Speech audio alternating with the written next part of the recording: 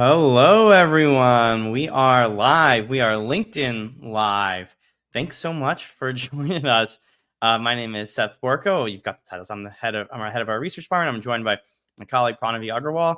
She is one of our senior research analysts. And we Hello. are, hey Pranavi, and thank you all for joining us. We're here to talk today about banking on travel and the rise of credit card companies in the travel industry. So I've got a couple of slides I want to start showing you guys here today. But we've got three things that we are going to talk about today. We're going to talk about why have travel credit cards become such a big part of the travel industry. I'm going to do that section. Then we're going to have a little bit of a what's next. What's next for banks and travel credit cards in the travel industry? And Pranavi is going to take that part. And then we're going to have some time for Q&A. Now, before I jump into the content, I do want to just make a bit of a plug. If you're not familiar, every single quarter we have a recurring series, a quarterly travel tracker, travel trends report. It's a survey of 1,000 US travelers who traveled in the past quarter. We ask lots of recurring questions, but also every quarter we have a special topic. And in Q4 2023, the special topic was about travel credit cards in the United States. And that's where the bulk of this data, at least for my section of the report of the presentation, is going to come from. And if you're for joining today, you're going to get a credit. So stick around, let us know what you think. And if you like it, then please, be sure to check out the report or Skift research in general. So with that in mind, let's just jump into it. I want to start talking about, why have credit cards and travel become such a big thing? Well, finance itself in travel is nothing new, right? This is one of the very first, I think it's actually the first American Express traveler's check ever cashed. And you can see the date there, August 5th, 1891. So it was the summer travel season, naturally. And you can see, banks and credit and finance has been a part of the travel industry for a very long time. But it does feel like there is a sea change taking place in how banks and particularly how credit cards interact with the travel industry. And I'm referring specifically to the rise of these, what we call travel credit cards. These credit cards either co-branded with a specific brand like Delta or Marriott, or just bank branded, but with a very heavy emphasis on travel perks, benefits, miles, etc. I think you're familiar with these kind of cards. Something is happening here. And the data does very much back that up. This is the number of subscribers to one of my new favorite subreddits, the reddit.com/r/award travel subreddit. This is for all of those Redditors who want to learn how to use credit cards and maximize their points and redemptions for travel. And you can see 2021, I wonder what happened in 2020, 2021. You can see that there was a real inflection point where it feels like something has dramatically changed since the pandemic. And here we go. This is our first little bit of survey data. But you can see that our survey results back that up. We found that nearly 50% of US travelers had a travel credit card specifically. And in fact, we found that nearly a quarter of American travelers had more than one travel credit card. Now, this stat, I think, is a bit of a glasses half full or glasses half empty kind of stat. You can see it one way. Half of all US travelers already have a credit card. That's a huge amount of penetration. That's tens, if not hundreds of millions of travelers with these cards. The other way you can think about it is there's half of American travelers yet that are still an untapped opportunity for these kind of credit cards and products. So I want to get into the meat of it, though. We know this trend is happening. We know it's accelerating, but why? What's driving the credit cardification of the travel industry? And I think there's a couple of reasons that we can point to. I think number one is what I call the channel wars, this competition to drive direct bookings, which lead into loyalty programs. Two is inflation. Three is that these cards can be financial lifelines to travel companies. And then we're going to talk about the benefits for the banks themselves. But these are the core points that I want to cover in my first half of this presentation. So let's start. Let's talk about what I think is the number one reason driving the credit cardification of travel. and that's that the channel wars are back in full force. And what I mean by the channel wars is the competition between travel suppliers, right? Industry jargon for hotels, airlines, car rental companies, cruise lines, those that actually own the assets, and distributors, which is online travel agencies, bed banks, even some tour operators are distributors. And so there is a kind of a war between, not a war, a frenemy relationship, but some rivalry between suppliers and distributors over who's going to own the customer, command those eyeballs, command that mind share. And the online travel agencies like Booking.com, we have to be honest, do a really, really good job of it. This is our estimates for online travel agency gross bookings. We see 670 billion in gross bookings, rising to $740 billion of gross bookings. That is a lot of travel sales. And whereas in the past, a lot of hotels would be happy to have those heads in the beds, or the airlines would just be happy to have those butts in their seats. Uh, they still are happy, don't get me wrong, but that equation is changing. And that's because distributors aren't cheap. This is sort of a raw estimation we made. It's not any specific year, but in general, we think that hotels alone could pay middlemen nearly $75 billion annually in commissions and other distribution costs. And that would only grow as we come out of the pandemic, as online travel agencies return to strength. And so, whereas in the past, you might have been channel agnostic, you didn't really care if that booking came through your direct channel or through a third party channel. What we've seen is revenue managers and managers in general increasingly focus on the cost of the booking and on minimizing the commission and on trying to drive direct bookings, which, well, they're not free. That's a misnomer. Direct bookings are not free, but are substantially cheaper. And in response, we've seen the rise of the loyalty plan.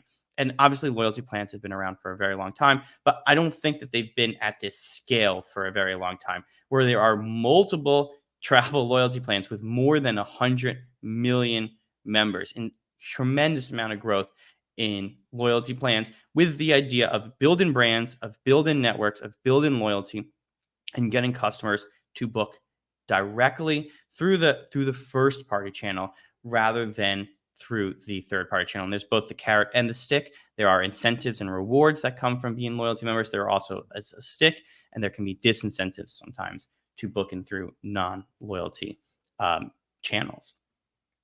So we've seen loyalty plans arise, but I think it's important to note that loyalty increasingly is not about loyalty, right? It's about those points. This was a different survey that we did of Gen Z and millennial consumers, which I want to call young consumers, but millennials can be up to 40 years old now. So this is sort of just under 40 travelers. And we said, why did you sign up for your travel loyalty program of choice? Brand loyalty was the bottom reason. They're not signing up for these plans because they're loyal to the brands. They're signing up for them for, look at the top answers: discounted travel opportunities, exclusive access to premium services, and the ease of earning and redeeming points. Points are the key to all of this. Points are the key to the loyalty plans. The loyalty plans are the key to the channel wars.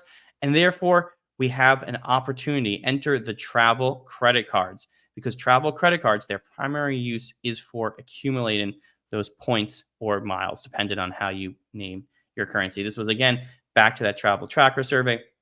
What's your primary use of your travel credit card? There is a wonderful suite of benefits that come with those travel credit cards, things like Uber credits, like lounge access, all sorts of cool and neat stuff. And people absolutely do sign up for the cards for that. But the majority tell us it's about earning rewards, either the sign-up bonuses or just through the course of their everyday spend, how they can earn those points and miles. So that's a really important piece of this. The other piece of this is inflation. And this ties in, right? Prices are high, and consumers tell us that prices are high. In our surveys, nearly 2/3 of U.S. travelers report that their vacation plans have been impacted by higher travel prices. I want to be clear that does not mean that they are canceling their trips, but we think there is some trading down happening, or consideration of other destinations, or even just eating out less, slight behavioral changes. People are feeling the impact of inflation on their wallets. Points are an excellent way to have those discounted travel opportunities. And as a result, Again, 65% of travel credit card holders in the US tell us that their card significantly influenced or significantly influenced, had some influence on their choice of accommodation because, the certain cards only work with certain accommodation brands as far as points go. So this is an important aspect of this. And I think it's really just important to emphasize that credit card companies are now probably in many cases the largest issuers of many hotel and airline mile and point currencies. This is a little bit older data. It's 2019. It's pre-pandemic, but I think it's really illustrative and it gets the point. And I don't think that this has changed much since the pandemic. In 2019, this is a look at Delta Sky Miles. Two-thirds of all Delta Sky Miles were issued to American Express, and American Express, in turn, they weren't just buying them for the gratification of American Express executives. Those were in turn reissued to American Express card holders. And so in 2019, American Express issued twice as many Sky Miles as Delta did to its own flyers. Look at that earned miles slice of the pie. So points are really important parts of these loyalty programs, which are an important part of direct booking strategies. Points are a really important hedge against inflation. And in many cases, the single largest issuer of points in the travel ecosystem are the travel credit card companies themselves. And so I think that explains a lot of it. The other piece that we can't overlook is the cash flow. If American Express is buying Delta Sky Miles, they're not getting those Sky Miles for free. American Express needs to spend real U.S. American currency to buy Delta's fake currency, or not fake currency, but Delta's own currency. And Delta likes US dollars a lot.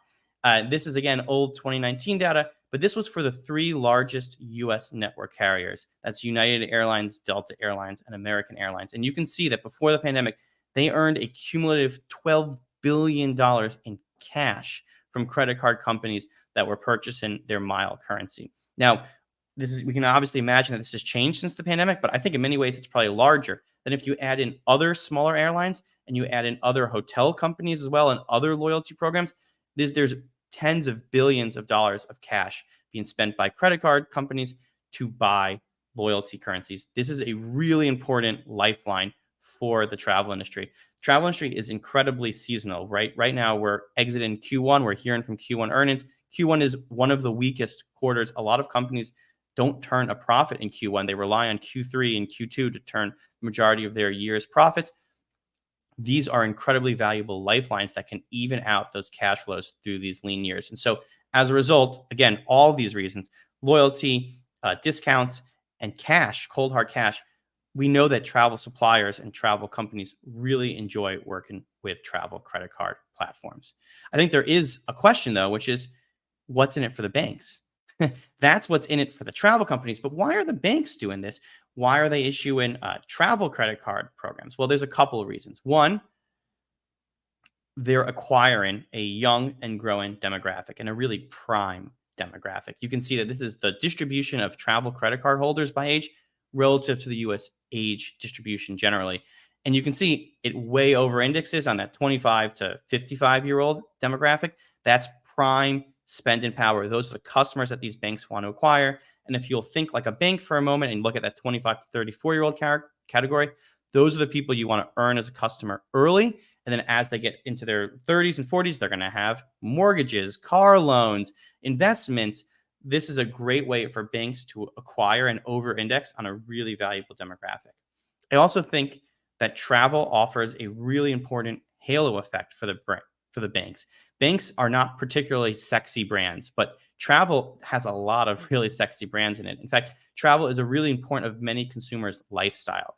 And you can see this was a question we asked about, do you feel like the points lifestyle lives up to your expectations? And nearly a quarter of respondents said it doesn't just live up to it, it actually exceeds my expectations. And so banks are definitely drafting off of travel's halo effect in this particular instance. So they want to tap into it. It's why we see banks issuing travel credit cards instead of gas station loyalty credit cards, because one has a certain je ne sais quoi to it that the others don't. And then finally, let's not forget there's a financial incentive for the banks as well. Let's not forget those sweet, sweet credit card fees. A lot of these travel credit cards are not cheap. They have minimum fee. Very few of them have no fees. A lot of them have fees starting at $95 to $100, going up to $600 in the case of some of these very premium cards. That is a very high amount of fees for a credit card. That is 100% margin business to a bank, and it's recurring revenue. And you can see we asked consumers about their travel credit cards and said, are you satisfied with these cards, even with these high fees? And do you intend to renew? And you know what they told us? Yes. Likely or definitely planning to renew. The majority of folks. People are satisfied with these cards. They're happy to pay the fees, and it becomes a really important source of recurring revenue for the banks. And so all of these things, these kind of synergies throughout the industry, are what I think is creating this upswelling in the credit cardification of travel, right? You've got the channel wars leading to loyalty to drive direct booking, and the currency of loyalty is points and miles, and the banks are the main issuers there. You've got inflation, and you've got consumers looking to use points to offset cost. You've got the financial lifeline for travel suppliers, where these credit card payments are really important sources of cash flow, especially in the off season. And then for the banks themselves, travel has a halo effect and as a source of really valuable recurring credit card fees. So it all aligns to drive this, like I said, credit cardification. So far, so good. Everyone's kind of winning in my slide deck. But I'm going to turn over to my colleague Pranavi, and she's going to talk about not just how we got here, but where we're going next, and sort of address this elephant in the room, which is that right now it's very win-win, but could banks wind up competing directly with travel companies and pose a threat, especially even to travel suppliers, but especially to travel distributors? So I'm going to hand it over to you now, Pranavi, to round it us out. Great. Yeah, thanks, Seth. So Seth has kind of walked us through how these banks, these new entrants in the travel space, how they're really disrupting the distribution landscape, kind of really taking advantage of this broken loyalty system in travel. And yes, it now begs the question, could these banks potentially outcompete the legacy OTAs themselves? So as we go on to the next slide, we can see some pretty telling charts. So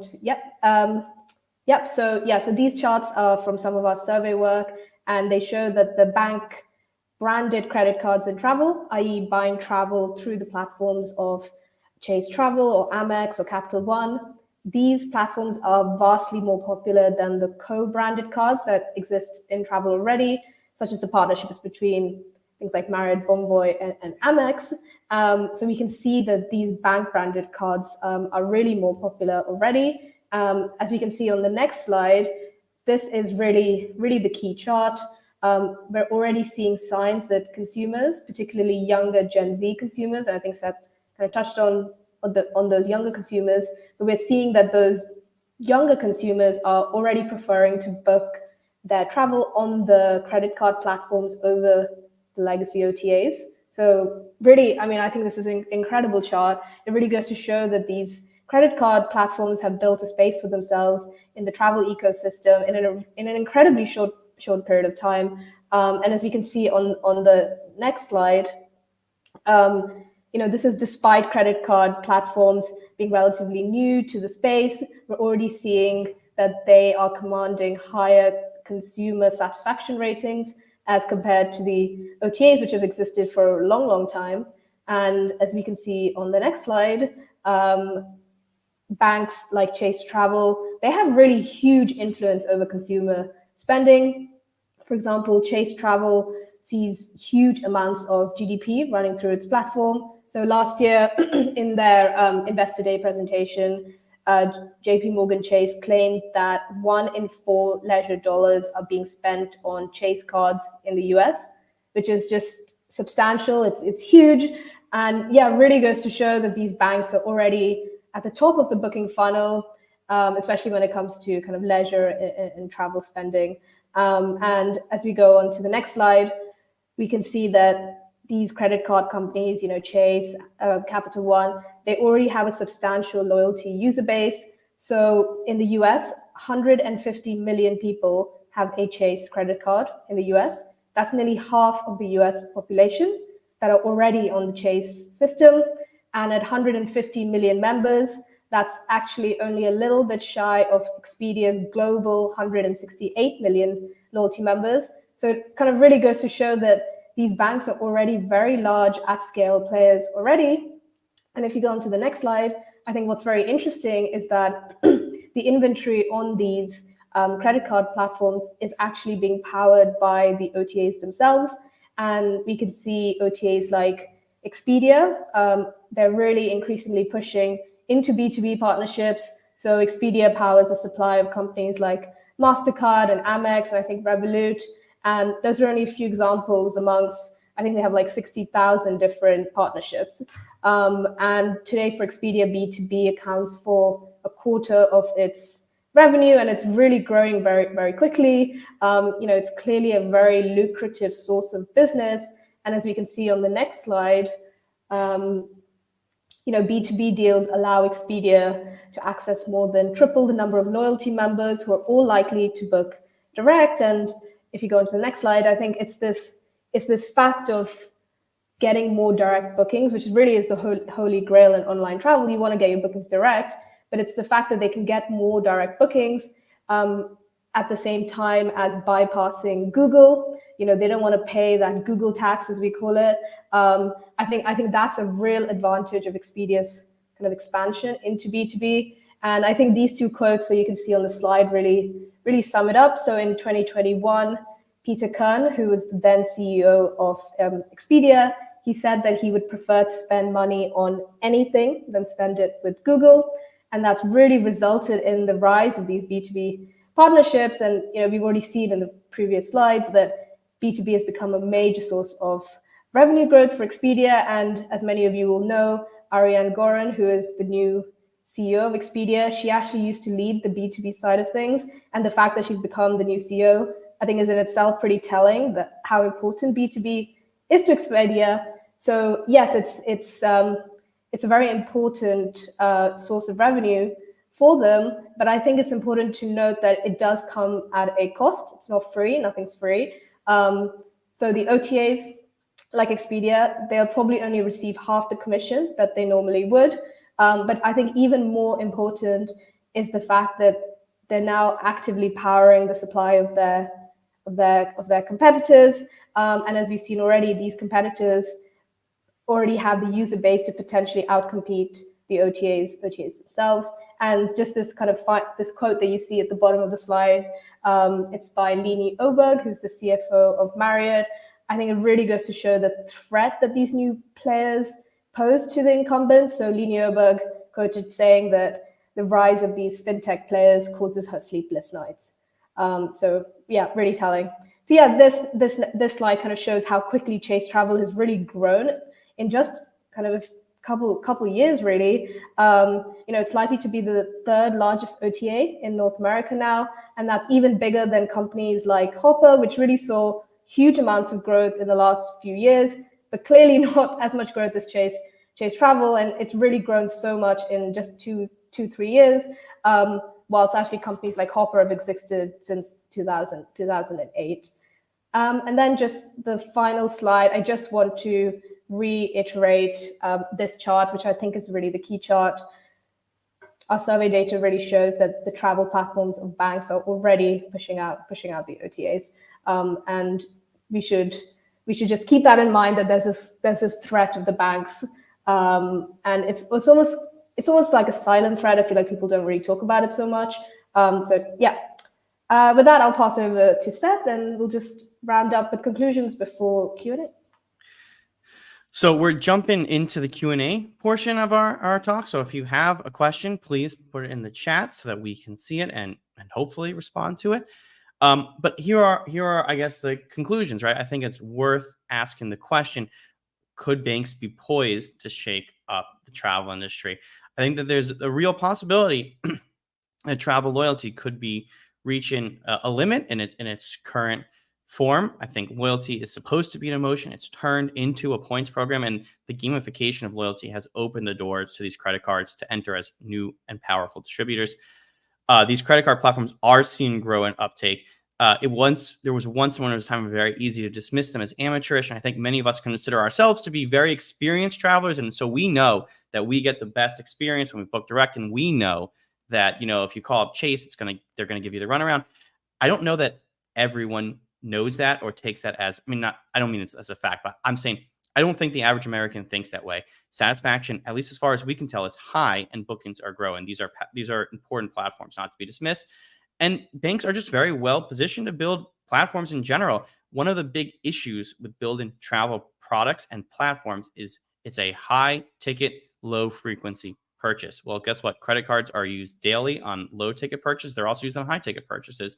And those points, in many cases, although I think it is primarily travel, can be redeemed outside of travel, arguably more versatile. And so there's a lot happening in this space, and it is quite interesting to watch. And we're just really excited to watch it. So that's where we'll wrap it up, and we'll say thank you and open up for questions. And just a quick reminder that the full research report is available with a discount for those of you who made it all the way here to the end. This is a part of our U.S. travel tracker efforts. Every single quarter, it's a recurrent series. The special topic on this one was this whole thing about analyzing the value of travel credit cards. So I'll end it there, and we'll open it up for questions. So whilst we wait for questions, maybe I'll kick it off. Okay, yep, I'll kick it off. We talk a lot about data and AI. Said, companies like Expedia have huge tech teams. They're really at the forefront of technology. Do you think the banks can compete with this, especially in the travel space? Yes. I mean, so it's an interesting question, right? I think that we're going to have a data. I don't want to be overly promotional. We're about to have a data and AI summit in June. I think we're on the precipice of a big shift in things, right? Where data and the ability to collect data and manage data and to drive it into insights, and especially into personalized insights and AI-driven insights, is really important. And that will help potentially swing the pendulum away from suppliers to distributors, because distributors see a much higher volume of transactions. They see consumer data across multiple products. And so, yeah, it's a good time to be an OTA if data is going to become more important. There is a world, though, where, who sees more? So who in travel sees more data than an OTA? Almost no one, maybe a global distribution system. But who in the world sees more data than an OTA or a global distribution system? A bank, right? They have every single credit card transaction on you. They are trusted financial intermediaries. They have your checking account and your mortgage. They know a lot about you. And so I think that as we move to a data first world, there's real, we have yet to see them invest heavily in like AI, like travel specific AI and travel specific recommendation engines. Right now, they're just building booking platforms, but certainly the potential is there in a more data-driven world for banks to also have a really important, and credit card companies have a really important role to play. Great. I think we have some questions. Yeah, I think we have questions. I think we have a question. I don't see it though. Is it going to come up?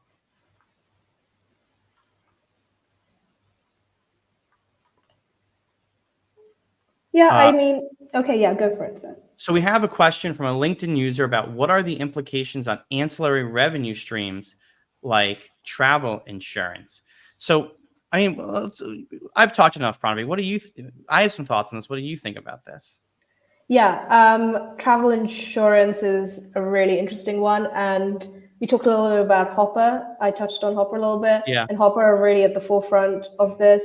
In 2019, they didn't really have any fintech products, and today I think it counts for maybe 40%, someone correct me, of their top line comes from these fintech travel insurance products, which have really become very popular through COVID. I think people talk a lot about there's this real anxiety in travel. So yeah, I think insurance is a huge money maker, and we're seeing that companies like Hopper are really seeing huge growth on the back of revenue streams like this, definitely. And Hopper powers Capital One, which is one of the big, I would say there's probably 3 big travel credit cards that are bank branded. It's the Chase Sapphire, it's the Amex Platinum Gold, and it's the Capital One. And they power Capital One. And I think one of the reasons why they do power Capital One is not just about the inventory and the supply inventory, but it's about the ability to allow Capital One to offer some of Hopper's very custom and very well-designed fintech products as well, right? So there's a huge it's not just about the inventory. Yeah, it's about the tech and these different products, which can differentiate you completely. We've got a question from We got a couple. Let's see, we got a couple questions. We got one from Jackson Lowe. Would there be a conflict of interest between bank partnerships with travel companies and them selling travel on their own? The answer, I would say, is yes. I think that's the core tension that's happening here. I think there is some growing tension. I think the whole travel industry is very much an industry of frenemies, right? Expedia, whatever. Let's not pick on Expedia, but online travel, Expedia, Book, and all of them have a very much a love-hate relationship with Google. They're frenemies. Marriott and Hilton and the suppliers have a love-hate relationship with the OTAs, and now we can add this love triangle can expand. Google, OTA, and supplier can expand. We can add an extra player here. I think there is some tension, but there's also a huge amount of benefits and synergies. So I think there's a famous, not famous name, but you can kind of say like, look, if there's no conflict, there's no interest. I think Greg O'Hara said that at Certares. And so there is a conflict of interest, but it's because there's opportunity for sure. So it's about managing that, I think. I'll also just add to that. I think we might see some more M&A coming from banks actually acquiring travel companies. So one example is, so these B2B deals are a little bit private and it's hard to know exactly what's going on kind of behind closed doors. But so I think Expedia used to power Chase Travel, and they might still power a little bit of it. But in the last couple of years, Chase Travel bought this company called CX Loyalty and are now running travel through their own platform and are not so reliant on Expedia. So we're already seeing this happen, and I think I can already see the banks kind of starting to sell travel on their own in the next decade. We've got a question. I wish there were travel credit card rewards points on sustainable tourism spend. Have you seen any product available in the market? This is an interesting question. And this is a very niche, like sustainable tourism spending is a very niche thing. I think there'd be a question of how you quantify it. I think the core is not necessarily to have more niche loyalty. I think sometimes loyalty benefits from being broader. But I wanted to address this question because this is an old study we did. It's like pre-pandemic. But one of our old analysts, an old head of research, Walter Geertz, did this interesting study on the amount of miles you would have to fly and the amount of carbon emissions you would have to generate to earn loyalty status at certain airlines. And it was an interesting way of framing the relationship between loyalty and sustainability, which is, I think, kind of what this question is sort of about. And the answer is not good. It's not pretty. But I think it goes back to this question about rethinking loyalty a little bit, especially if we tied in with Jackson's previous question about conflict of interest. If you're increasingly seeing a competition between banks and travel, and the entry point for credit cards is loyalty points, and loyalty points are also, these programs can contribute to maybe unsustainable travel habits. There's an interesting opening there. Maybe it's not a rewards point, but maybe there's an interesting angle there to design loyalty programs in different and more creative ways, and more about brand loyalty or loyalty to a concept than about loyalty to, I don't know. It's an interesting idea. I don't have a concrete answer here, just a thought I wanted to share. We got another question. Do you see this trend, the trend of travel credit cardification, picking up outside of the US? Do you have any thoughts on that, Pranavi? Well, the biggest players are Chase Travel and Amex. Chase Travel, I think the travel platform is only in the US. So right now, I think it is a US phenomenon, but you've got companies like Revolut, and I think Expedia powers them. So I think we are starting to see it in Europe, but I think it comes down to the usage of credit cards as well. I remember I was speaking to some of my colleagues at Skift and saying how I only recently got a credit card, whilst I think people in the US tend to use their credit cards a lot more in Europe. So I think there might be certain barriers in place, but no, I don't think it would be just a US phenomenon. I think it will expand internationally as well. I think it's interesting to think. I think you've hit on an incredibly important point, which is the use of credit cards, right? And so in Europe, there's less credit cards.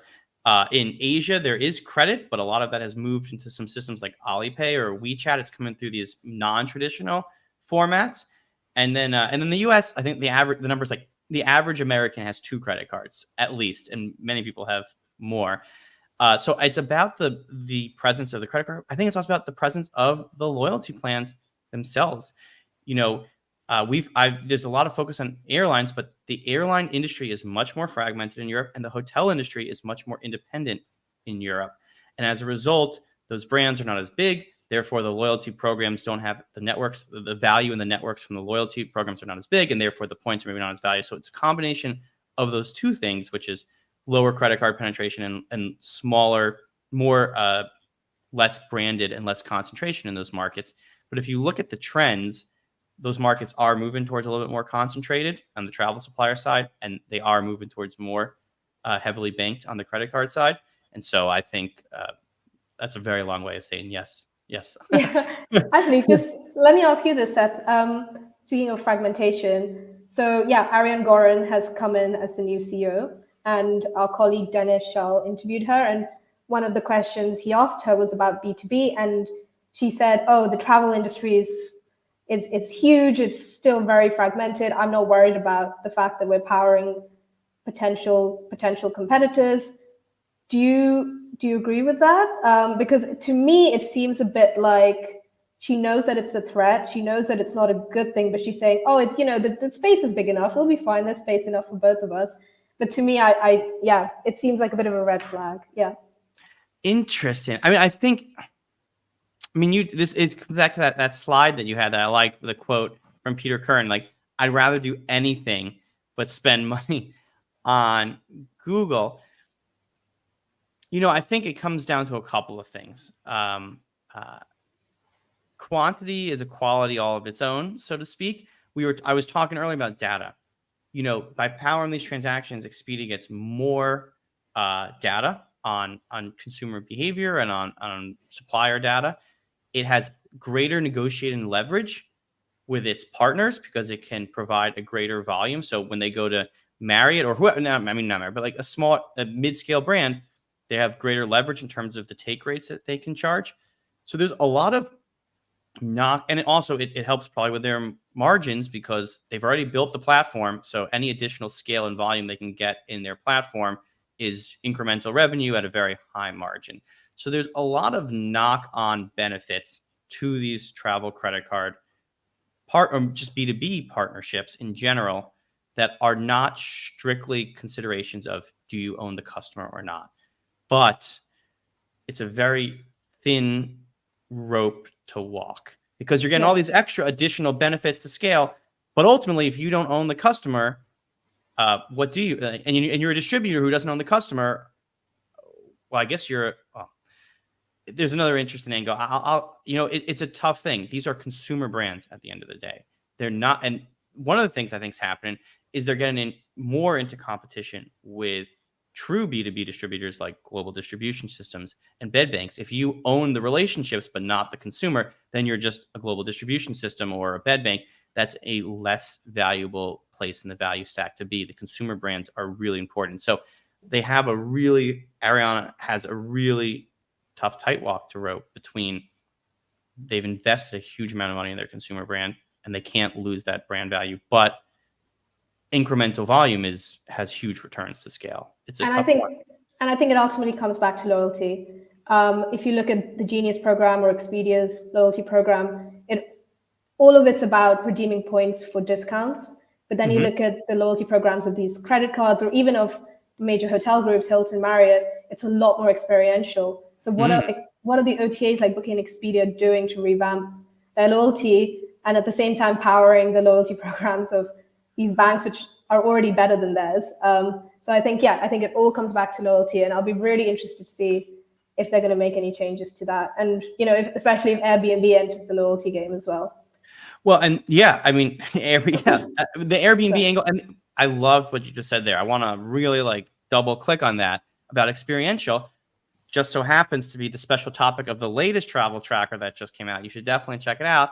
And Branavi has done an excellent report on day tours and experiences, also available on our site. But I think you're right that sort of Marriott and others are realizing that loyalty is important and valuable, but also that it may have gone too far in the angle of gamification. It may have gone too far away from that loyalty as an emotion, and they're trying to add in these experiences. Airbnb is trying to add in these icons and make the Airbnb product about more experiential things. It's a really important piece of that. And yeah, I think you're right. If it's strictly about redeeming, earning and burning points for discounts, that's a tough game to play and a competitive one for sure. I think we have one. Well, I think we're about 10 minutes over time. We're at 10:40. We've got, I think, time for one more question. And we've got Darren Frey. He asks, any thoughts on how the buy now, pay later trend plays into all this? Seems to be another factor driving the credit cardification of travel. Probably, why don't do you have any thoughts on this? Yes, I mean, yes, I think we are seeing this rise of buy now, pay later companies like Klarna, etc., doing this. And I think it also plays into the fact that younger consumers are now are more interested in buying travel on credit cards, and that could potentially play a part of it. I don't know if I see, is there buy now, pay later in travel? Like, does Booking, like these fintech products? Yes, there is. Yeah. So I think Expedia and Booking are both working to roll those out. Many of the suppliers roll them out. A lot of them are powered by these third parties like Uplift, and certainly Chase has buy now, pay later. They don't call them buy now. They have installment plans, even on their debit card banking stuff. I think it's a part of it. I think it goes to this piece that Pranavi was mentioned about credit, the usage and penetration of credit, which leads people at younger and younger points to enter this kind of financial sphere. I will say though, I think that it's not so much about the structure of how and when people pay. I think there's a lot of people who have these travel credit cards who pay their statement balance in full every single month and they don't carry it over. I think to me it does come back to the reach of the platform, the scope of the platform, and those loyalty plans and those points and what they mean. I think is an important part of it. So to the extent that buy now, pay later gets people into this financial ecosystem earlier and younger, it has an impact. And to the extent that it's a useful ancillary to sell, it also comes back to this white label and stuff. If Hopper or if Expedia or whoever can build a buy now, pay later feature and then sell it to a travel supplier, they can deepen those supplier partner relationships. But I don't think that it's necessarily the fact of extended credit that is driving these plans. I think it's about the plan, the points and the plans a little bit. All right. We will close it there. I think this has been a really fascinating conversation. Thank you so much, Pranavi, for joining me. And you did a lot of this work. This was excellent research. So thanks so much for joining. And thanks everyone for listening. I hope you found it an interesting conversation. It's a topic that we're going to continue to monitor at Skiff Research, and you can reach out and ask us if there's a question that we didn't get a chance to answer, or you have any thoughts, or you disagree. Love to hear those. Please feel free to reach out. It's research@skiff.com. Thanks for joining and hope to see you on another LinkedIn Live soon. Have a good one. See you, everyone. Bye.